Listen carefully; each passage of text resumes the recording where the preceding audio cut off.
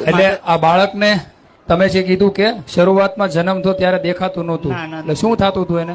દેખાતું જ નતું, ખબર નથી પડતી અને કે માણસો કઈ બાજુ છે, વસ્તુ કઈ બાજુ એટલે છે. આંખો આમ ફેરવે, આંખો ફેરવે. હા. એ તમે ડોક્ટરને બતાવ્યું? બતાવ્યું હતું. ડોક્ટરે શું કીધું? આને દેખાતું નહીં તો એવું કીધું.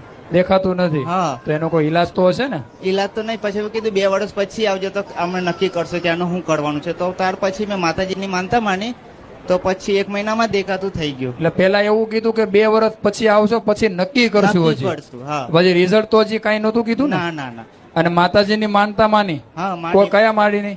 ફુકાળ મેલડી માની. ખુખાર મેલડી માની. અને હા. કેટલા ટાઈમમાં તમને રિઝલ્ટ મળ્યું? 1 જ મહિનામાં. 1 મહિનામાં બાળક દેખાતું થઈ ગયું. હા. રામ મળે રામ.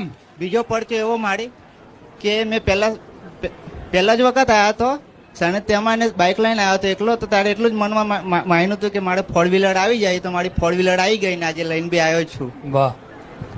વગર પૈસે. એ બે લાભ લઈને આયા તમે તો. લો, હા માડી. જન્મથી દેખાતું નતું અને માનતા રાખ્યા પછી કહે છે કે 1 મહિનામાં દેખાતું થઈ ગયું. જેના જીવાન ના હોય એને જીવ આલુ, જેના આંખો ના હોય એના આંખો આલુ. મારી મહિમા અનંત છે.